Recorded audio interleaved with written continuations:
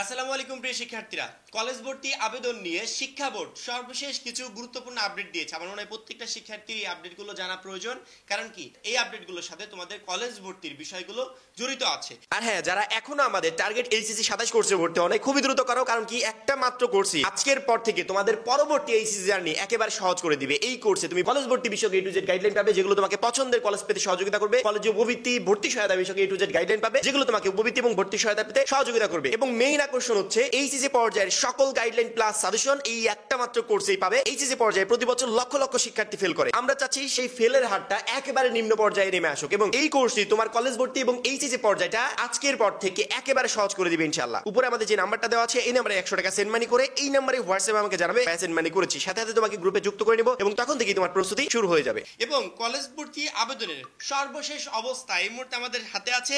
College ভর্তি আবেদনে এখন পর্যন্ত 10 লাখ আবেদন জমা পড়েছে এবং চলবে আবেদন আরো 4 দিন। অনেক শিক্ষার্থী বারবার করে সকালবেলা থেকে মেসেজ দিচ্ছে, ভাইয়া আজকেই তো আবেদনের লাস্ট ডেট ছিল, কারণ কি আজকেই তো সেই কাঙ্ক্ষিত 12 তারিখ, 11 তারিখে শেষ, 12 তারিখ থেকে আর আবেদন করা যাবে না। না, বিষয়টা এরকম না।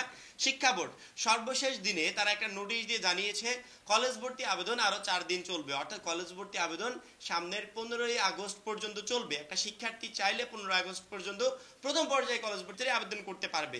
এবং যারা বোর্ড চ্যালেঞ্জের আবেদন করেছে তাদের জন্য তো সুবর্ণ সুযোগ, যে অনেকে বোর্ড চ্যালেঞ্জের রেজাল্টের অপেক্ষায় ছিল সেজন্য আবেদন করে নাই, অনেকে বসেছিল যে রেজাল্ট পরিবর্তন হলে আবেদন করব।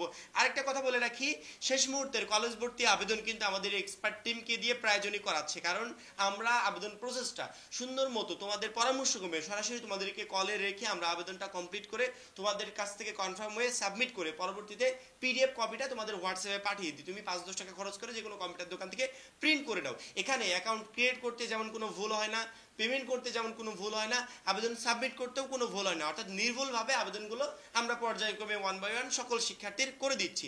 যারা এখনো কলেজ ভর্তির আবেদন করো নাই, উপরে আমাদের যে নাম্বারটা দেওয়া আছে দ্রুত গতিতে এই নাম্বারে যোগাযোগ করো।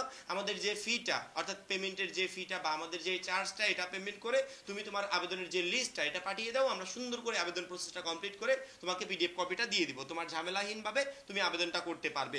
কলেজ ভর্তি আবেদন এই মুহূর্তে 10 লাখ পর্যন্ত আবেদন জমা পড়েছে। আমাদের টোটাল পাস করেছিল 13 লাখ প্লাস শিক্ষার্থী। বাদবাকি শিক্ষার্থীরা অবশ্যই সামনে এই 4 দিনের ভিতর আবেদন প্রসেসটা ইনশাআল্লাহ কমপ্লিট করে ফেলবে। শিক্ষা বোর্ড বারবার করে তাদের একাদশ ভর্তির যে ওয়েবসাইটটা আছে সেখানে বারবার করে তারা বলছে যে ফলাফল পুনরীক্ষণের মাধ্যমে যাদের রেজাল্ট পরিবর্তন হয়েছে তারা যদি আবেদন করে থাকে তাদের পুনরায় আবেদন করার প্রয়োজন নেই, কারণ কি ফলাফল পুনরীক্ষণের মাধ্যমে যে রেজাল্টটা পরিবর্তিত হয়েছে এটা অটোমেটিক এক্সা অ্যাডমিশন বা কলেজ ভর্তির ওয়েবসাইটে আপডেট হয়ে যাবে, তোমাদের আর আবেদন করার প্রয়োজন নেই।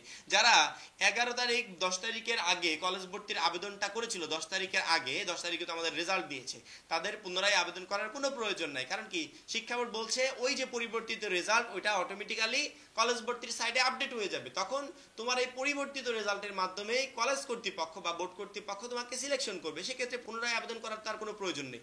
তুমি চাইলে সর্বোচ্চ আবেদনটা আপডেট করতে পারো, আপডেটটা তুমি নিজেও করতে পারবে, আশেপাশে কম্পিউটার দোকান থেকে করাতে পারবে, আমাদের এক্সপার্ট টিমকে দিয়ে যদি করাও সেটাও তুমি করাতে পারবে, কোনো প্রবলেম নেই। যদি রেজাল্ট পরিবর্তন হয় সেক্ষেত্রে আবেদনটা আপডেট করে দাও, নতুনভাবে আবেদন করার কোনো প্রয়োজন নাই। যারা 10 তারিখের আগে আবেদন করেছিলে না তারা 15 তারিখের ভিতর যে কোনো দিন আবেদনটা করতে পারবে। শিক্ষা বোর্ডের তথ্য মতে ইনশাল্লাহ 20 তারিখে অর্থাৎ 20 আগস্ট আমাদের কলেজ ভর্তি আবেদনের রেজাল্টটা প্রকাশ পাবে। যখনই রেজাল্টটা প্রকাশ পাবে তখনই আমরা জানতে পারবো কে কোন কলেজের জন্য সিলেক্ট হয়েছে। পরবর্তীতে সেই কলেজে চূড়ান্তভাবে ভর্তির জন্য আমাদেরকে প্রিপারেশন নিতে হবে, কারণ কি আমি যে কলেজে চান্স পেয়েছি, যে কলেজে আমার সুযোগ হয়েছে, সেই কলেজে ভর্তি হতে আমার কিন্তু অনেক টাকার প্রয়োজন হবে। এই যে প্রথম পর্যায়ে আবেদন করছো, এখানে টাকা দিচ্ছ, পরবর্তীতে কলেজটা নিশ্চয়ন করতে টাকা লাগবে, হয়তো বা 335 টাকা এরকম কিছু লাগবে। পরবর্তীতে চূড়ান্ত পর্যায়ে ভর্তি হতে গেলে 3 থেকে 4,000 বা 5,000 টাকা পর্যন্ত খরচ হবে, অর্থাৎ প্রত্যেকটা স্টেপে স্টেপে তোমার টাকা খরচ হবে। এই টাকাগুলো ম্যানেজ করে রাখতে হবে।